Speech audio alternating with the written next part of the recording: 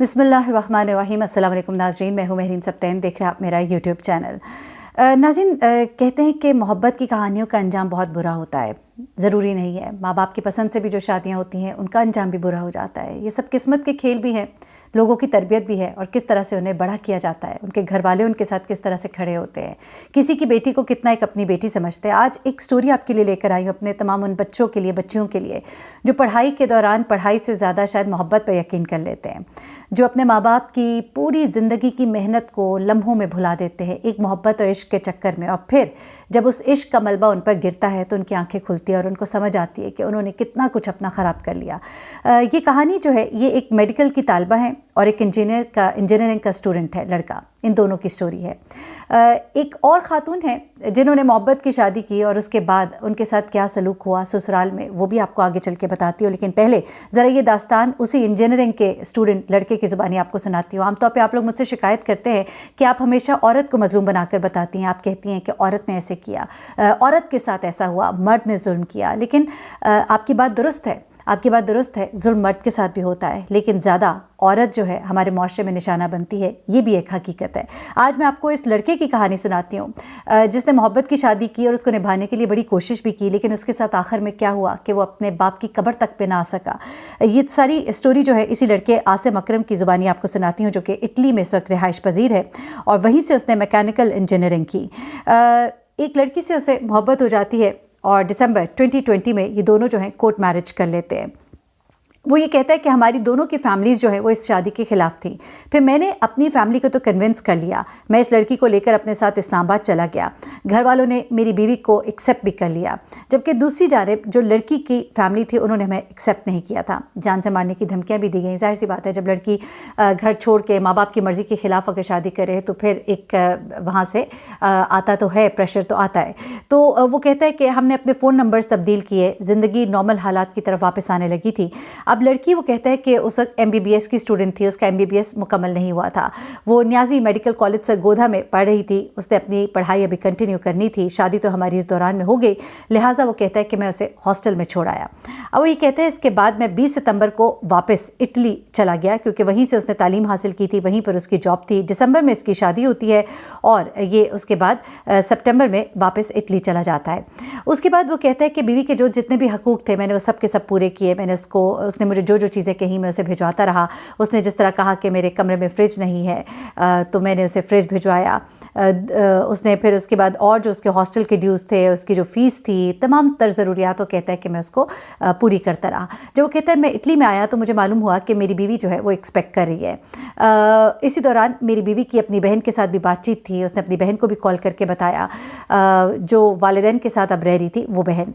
तो वो कहती है कि जब उसकी बहन को, यानी कि इस लड़के की साली को पता लगा कि उसकी बीवी एक्सपेक्ट कर रही है, तो उसने मेरी मिसेस को अपने पास बुलाया और कहा कि हमारे साथ रहो, मैं अम्मी अब्बू को आहिस्ता आहिस्ता मनाने की कोशिश करूँगी। अच्छा, फिर वो कहता है कि उसकी मिसेस जो है उसकी बहन के पास चली गई। उसकी बहन अलग रहती थी। अच्छा, मिसेस की बहन को जब प्रेगनेंसी का पता चला, उसने कहा ये अच्छी बात है, जब बच्चा होगा तो घर वाले खुद ही मान जाएंगे। फिर वो कहता है कि मेरे लिए ये भी एक अच्छी खबर थी कि मेरी बीवी को अब किसी किस्म की मुश्किल नहीं थी, उसको हॉस्टल में नहीं रहना पड़ा था, अपनी बहन के साथ थी, अपने घर वालों के पास थी। तो मुझे इस चीज़ का इत्मीनान था कि मैं बाहर भी था तो मैं मुतमईन था और हमारे घर में खुशी आने वाली थी, तो इस चीज़ की भी मुझे बहुत खुशी थी। फिर वो कहते हैं कि न जाने 10 दिनों के अंदर क्या हुआ, मेरी बीवी जो है जब अपनी बहन के पास जाकर रहना शुरू हुई, 10 दिन के अंदर ही अंदर उसका क्या माइंड उन्होंने बदला या उससे क्या बातचीत की कि मेरी मिसेस की बहन और वालदा ने उसे बकौल इस लड़के के कहा कि तुम ये बच्चा ज़ाया कर दो और अपने मियाँ से खुला ले लो, तुम्हारा बाप भी यही चाहता है, तभी वो तुम्हें एक्सेप्ट कर लेगा, वो नहीं चाहते कि तुम आगे इस शादी को कंटिन्यू करो। फिर वो कहता है कि मुझे कुछ मालूम नहीं, हम बहुत अच्छे से, मैं उसे छोड़ के गया था, हमारे दरमियान कोई लड़ाई झगड़ा नहीं था, लेकिन उसने वहाँ से मेरे पे खुला का दावा कर दिया। अब वो ये कहता है कि लड़की, उसके घर वालों ने मुझ पर इल्ज़ाम लगाया कि हमने अपनी बच्ची को रुखसत किया था और जहेज़ भी दिया था जो कि हमें वापस दिलवाया जाए। तो वो कहता है कि मुझे यकीन ना आया, क्योंकि हमने तो बाकायदा कोर्ट मैरिज किया जिसका कि सबूत हमारे पास मौजूद है। एक लड़की जो मेरे साथ कोर्ट मैरिज कर रही है, जो कह रही है कि मुझे मेरे बाप और भाई से जान का ख़तरा है, मुझे नहीं समझ आती कि अदालत में ऐसी चीज़ें मंजूर कैसे हो जाती हैं। अच्छा, यहाँ पे उसने एक और दावा भी किया है, बकौल उसके कि एक जज साहब है जो उसकी फादर के दोस्त भी है और फैमिली के साथ बहुत अच्छे गुड टर्म्स है, और उसको ये शक है कि कुछ उनके साथ मिली भगत के साथ कुछ हुआ है, वल्लाह आलम। अच्छा, वो कहता है कि आज मैं ये सब कुछ भुगत रहा हूँ, मेरा वकील जो है वो पेश होता है, अपनी सफाइयाँ भी देता हूँ, मैं हल्फन बयान करने को तैयार हूँ कि मुझे उन्होंने कोई सामान नहीं दिया, मैं इटली था, मुझे पता चला कि मेरे बच्चे को मार दिया गया। यकतरफ़ा कार्रवाई करके मुझसे खुला भी ले ली गई। मैं तो वहाँ पर मौजूद ही नहीं था, तो वो यकतरफ़ा खुला जो है वो ले ली गई। मुझे तो कोई समन तक नहीं पहुँचे। मैं अपनी बीवी से इस दौरान में एक बार बात भी नहीं कर सका कि मैं उससे पूछ सकूँ कि आखिर मसला क्या है। अच्छा, वो ये कहते हैं कि हमारी आपस में कभी लड़ाई नहीं हुई थी जब तक मैं वहाँ पर था। अब मैं पाकिस्तान आना चाहता हूँ तो मुझे जान से मारने की धमकियाँ दी जा रही हैं। मुझे कहा जा रहा है कि अगर तुम पाकिस्तान आए तो तुम्हारा सर नेज़े से उठाया जाएगा।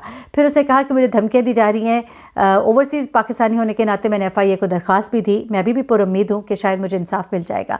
फिर वो ये कहता है कि एक सेशन जज साहब है असर रसूख वाले, फ़ॉरेन अफेयर में उनके एक रिश्तेदार भी हैं, बड़े बड़े पुलिस अफसरान के साथ उनके ताल्लुकात भी हैं, जिनके ज़रिए मुझे थ्रेट किया जा रहा है कि अगर तुम पाकिस्तान आए तो तुम्हें एयरपोर्ट से घर नहीं पहुँचने दिया जाएगा, बल्कि तुम्हें किसी झूठे मुकदमे में फंसवा कर तुम्हें उठवा लिया जाएगा।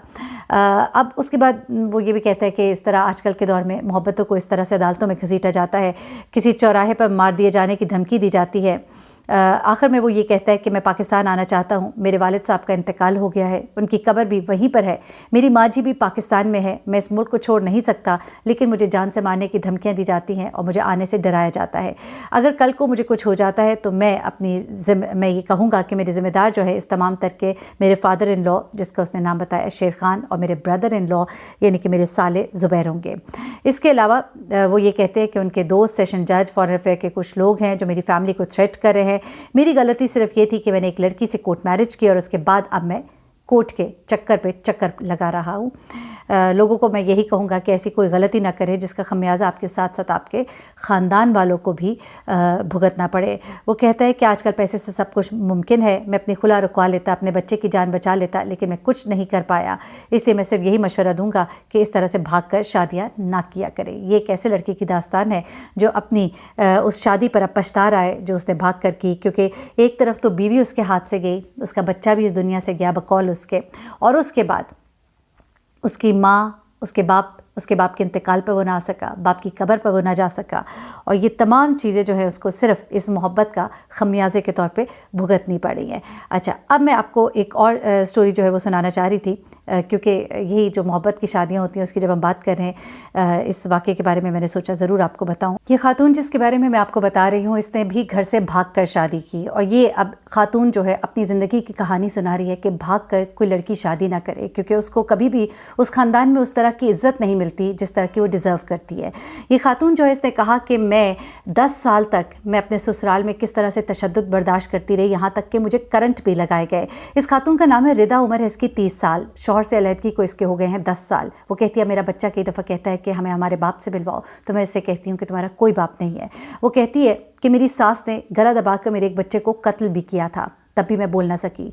जब से मेरी शादी हुई थी, शादी में मेरी सास मुझे बुरा समझती थी, सास मुझे बुरी तरह मारती और पीटती थी, जलील करती थी। शादी करके भगाकर जब इसका शौहर इसको घर तो ले आया, लेकिन घर वालों ने उसे दिल से कबूल ना किया और उसे हर वक्त ये ताने मारे जाते थे कि तू तो भाग कर आई है। फिर वो कहती है कि जब मेरा बच्चा होने वाला था तो मेरे सास और ससुर और देवर ने मुझे बहुत ज़्यादा मारा, तब मेरा बच्चा एक ज़ाया भी हुआ था। फिर वो कहती है मुझे जहर देकर मारने की कोशिश भी की गई कि किसी तरह इससे जान छुड़ाओ। तब मेरा शौहर जो है वो मुझसे मोहब्बत करता था और मुझे छोड़ने को तैयार ना था, लेकिन अपने घर वालों के बारे में भी कुछ सुनने को राज़ी ना था। फिर उसने कहा कि मुझे जहर देने की कोशिश की गई, मुझे करंट लगाए गए, यहाँ तक कि मेरी एक टांग जो है वो ख़राब हो गई। फिर वो कहती कि मैं थाने गई। जब मैं थाने गई तो पुलिस वालों ने मुझे कहा कि पहले तो वो रिपोर्ट लिखने को तैयार ना थे, और रिपोर्ट लिखने के लिए वो कहते हैं कि दिखाओ ज़ख्म कहाँ लगे। ये भी हमारे मुआशरे का कितना बड़ा अलमिया है कि किस कदर शर्मिंदगी का सामना करना पड़ता है किसी भी औरत को, अगर वो अपनी कोई दरख्वास्त लेकर थाने चली जाए तो उसको अकेला जानकर उसके साथ इस कदर बेहयाई और बदतमीज़ी की जाती है। ये हमारे थानों का सलूक है। विमेन पुलिस वहाँ पे मौजूद नहीं होती, ख़वातीन कोई ऐसी होती नहीं है जो उनको देख सकें, उनके मामलात को सुन सकें। उल्टा ये मर्द जो वहाँ बैठे होते हैं वो अजीब किस्म के ठट्टे लगाते हैं, बड़ी माजरत के साथ, सारे एक जैसे नहीं होते, लेकिन मैं मेजॉरिटी की बात कर रही हूँ। अच्छा, उसके बाद वो ये कहते हैं कि कमीज़ उतार कर दिखाओ कहाँ मारा था, मेरा यहाँ कोई भी नहीं खुदा की ज़ात के सिवा। लोगों के घर में वो कहती है कि मैंने कभी हमने घरों से निकल के काम नहीं किया था, लेकिन अब मैं लोगों के घर में काम करती हूँ। कोई 100 देता है, कोई 200 देता है, कोई पैसे ही नहीं देता। कहती कई दफ़ा रस खाकर मैं और मेरी बेटी सो जाते हैं। अब वो ये कहती है कि मेरे खावंद ने दूसरी शादी कर ली, फिर माँ बाप के कहने में आकर, क्योंकि उन्होंने मुझे इतना मारा पीटा, जब उनका मेरे पे बस ना हुई तो उन्होंने उसको इस बात पर राज़ी कर लिया कि तुम दूसरी शादी कर लो। वो कहती है मेरा बच्चा भी उन्होंने कत्ल किया। अब वो कहती है कि मैं अपनी बच्ची को लेकर कहाँ जाऊँ, कभी किसी ने मुझे बचाने की कोशिश नहीं की। हमसाए भी छतों पर चढ़ कर तमाशा देखते थे, हमसाए छतों पर चढ़कर तमाशा देखते थे। आप अंदाज़ा लगाएं कि लोग कितने एक ज़ालिम हो जाते हैं। बजाय इसके कि आप किसी को बचाएं, आप बैठकर तमाशा देखते हैं, क्योंकि आपके अपने घर में और आपके अपने साथ कुछ नहीं हो रहा होता। लोग कहते थे कि इस बेचारी को कोई होता तो इसे आकर सहारा देता। अब मेरा कोई भी नहीं इस दुनिया में, क्योंकि मैं जिनको छोड़कर भाग कर आ गई, अब वो मुझे देखना भी नहीं चाहते, मेरी शक्ल भी नहीं देखना चाहते। तो ये एक कहानी है एक ऐसी लड़की की जो अपना घर छोड़कर भागी और उसके बाद उसने क्या कुछ देखा, क्या मुसीबतें सोबतें उठाई। तो अपने माँ बाप को राज़ी कीजिए और कोशिश करें कि उनको अपना हमायती बनाएं। अगर वो किसी बात पे ना करते हैं तो उसके पीछे कोई ना कोई मसलहत होती है। माँ बाप को भी चाहिए कि अगर बच्चों की बात में कोई थोड़ी सी भी गुंजाइश है तो उनको उनकी मर्ज़ी की शादी करने दें। अपने अच्छे बुरे के पे वो खुद जिम्मेदार होंगे, लेकिन कभी भी उनके पीछे से ना हटें। मुश्किल वक्त में उनके साथ खड़े हो, वरना लोग, हम कई बच्चों को मैं रिपोर्ट करती हूँ जो खुदकुशी कर लेती हैं सिर्फ इस वजह से कि उनके साथ खड़े होने वाला कोई नहीं होता। मुझे बेहरीन सप्ताइन को इजाज़त दीजिएगा। कोशिश करती हूँ ऐसी खबरें आपके सामने लेकर आऊँ जिनमें कोई आपके लिए सबक भी मौजूद हो। कोई शायद किसी की आंख खोल दे, कोई शायद कभी कोई बेटी ये सोचे घर से कदम बाहर रखने से पहले कि इसके बाद मेरे साथ क्या होगा। कभी ये भी सोचिएगा, गौर कीजिएगा। और वालिदैन भी सोचे कि वो बच्चे जिनको इतने प्यार मोहब्बत से बड़ा किया है, अगर उन्होंने ऐसा कोई इंतहाई कदम उठा लिया तो उसके बाद उनके बच्चों के साथ क्या कुछ होगा। तो शायद बहुत से लोग सुधर जाए, बहुत से लोग अपने गलत फैसले दुरुस्त कर लें। अल्लाह हाफ़िज़।